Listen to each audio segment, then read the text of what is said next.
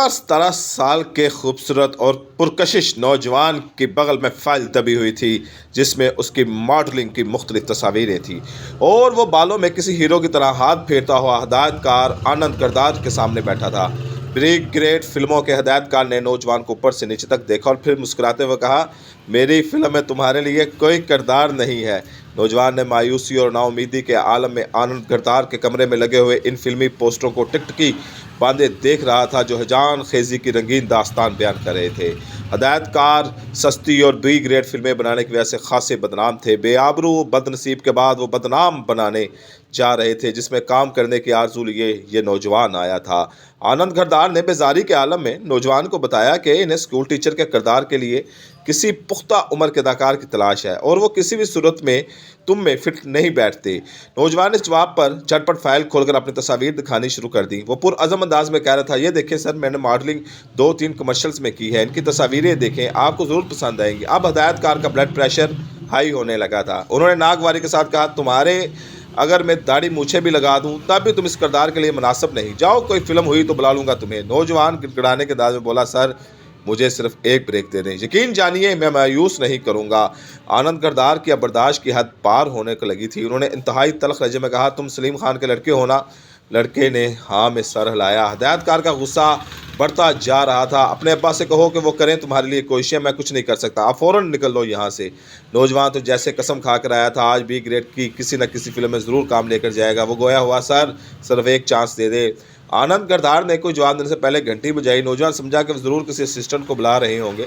दरवाज़ा खोलकर जब चपरासी आया तो हदायतकार ने गुस्से में कहा, इसे निकालो कमरे से, आइंदा ये नज़र ना आए ऑफिस के आसपास। चपरासी जो इस काम में माहिर लगता था यकदम आगे बढ़ा और नौजवान को कंधे से पकड़कर कुर्सी से उठाकर बाकायदा धक्के देकर कमरे से निकाल दिया। मामूली सी किरदार की भीख मांगने वाला ये नौजवान कोई और नहीं, सलमान खान था। जी हाँ, आज का सुपरस्टार सलमान खान। जी हाँ, आज का टाइगर सलमान खान, मशहूर स्क्रीन राइटर सलीम खान का बेटा। इन्हें इब्तदा से अदाकारी का शौक रहा है। प्रोडक्शन हाउसेस के चक्कर लगाते और सिर्फ एक किरदार के हसूल के लिए पूरा दिन बसों में लटक कर एक स्टूडियो से दूसरे का सफ़र तय करते। इस वाक़े कुछ दिनों बाद यानी 1987 में वो एक बार फिर ऐसी ही तगोदो में शुरू हो गए और हदायतकार जे.के. बहादुरी के दफ्तर में मौजूद थे जो फिल्म बीवी हो तो ऐसी में फ़रूख शेख के छोटे भाई के लिए मुख्तलिफ अदाकारों का इंतखाब कर रहे थे, मगर हर कोई इन्हें मायूस करता जा रहा था।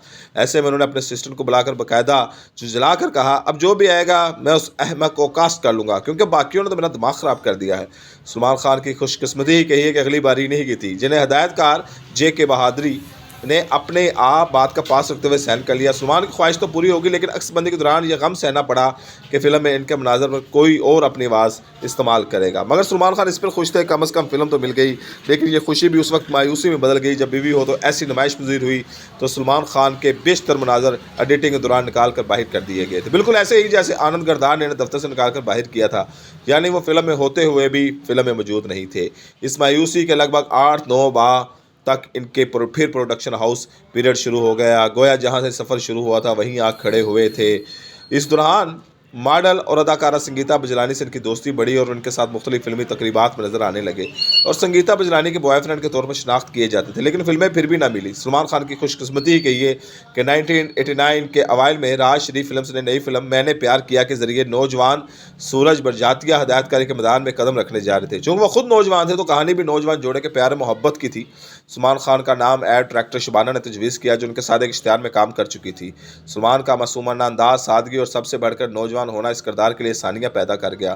फिर सबने देखा मैंने प्यार किया सिनेमा घरों की ज़ीनत बनी तो इसके गाने, बागिया शीर जो सलमान खान की अदाकारी और कहानी जैसे खिड़की तोड़ कामयाबी दिलाई। क्या ये एजाज़ कम था कि अगले साल होने वाले फिल्म फेयर अवार्ड्स में इस फिल्म ने मुख्तलिफ शोबों में 12 नामजदगी हासिल की, जबकि इनमें से 6 अवार्ड की हकदार ठहरी। सलमान खान को बेहतरीन नया चेहरे के साथ बेहतरीन अदाकार का अवार्ड भी मिला। लेकिन अगर सलमान खान ये समझते हो कि इनका कैरियर पटरी पर चढ़ गया तो इनकी खुशफहमी ही कही जा सकती है, क्योंकि मैंने प्यार किया कि रिलीज़ के बाद सलमान खान सुपरस्टार तो बन गए मगर कमो पेश 11 महीने तक इन्हें किसी फिल्म में कास्ट ही नहीं किया गया। वो ज़हनी परेशानियों का शिकार होने लगे, मायूसी और नाउमीदी के साए गहरे होते जा रहे थे। इस मरहले पर वालिद सलीम खान ने खालिस्तान फिल्मी चाल चली। रमेश सिप्पी के वालिद जी.पी. सिप्पी से मिलकर इन्हें यह मशवरा दिया कि वो फिल्म ना बनाएं, लेकिन सिर्फ ये फर्जी ऐलान कर दिया कि सलमान खान को उन्होंने अपनी नई फिल्म में शामिल कर लिया है। सिप्पी फिल्म्स बड़ा नाम था और ये ऐलान हो जाएगा तो सलमान खान दूसरे प्रोड्यूसरों और हदायतकारों की निगाहों में आ जाएंगे। जी.पी. सिप्पी ने सीनियर कलमकार सलीम खान की बात का मान रखते हुए पत्थर के फूल बनाने का ऐलान कर दिया और कहा कि सलमान खान इस फिल्म के हीरो होंगे। फिल्मी दुनिया ज़्यादातर भीड़ की चाल चलती है। चुनांचे सलमान खान जो कामयाब फिल्म के बावजूद पस पर्दा चले गए थे, अचानक ही खबरों में आ गए और प्रोड्यूसर ने धड़ाधड़ इन्हें कास्ट करना शुरू कर दिया। पत्थर के फूल जो सिर्फ ऐलान की हद तक थी, सलमान खान की इस बढ़ती हुई मांग के पेश नज़र फर्जी ऐलान से हकीकत का रूप भी धार गई और सलीम खान ही ने इसकी कहानी लिखी। इसमें मरकजी किरदार सलमान खान ने ही अदा किया था।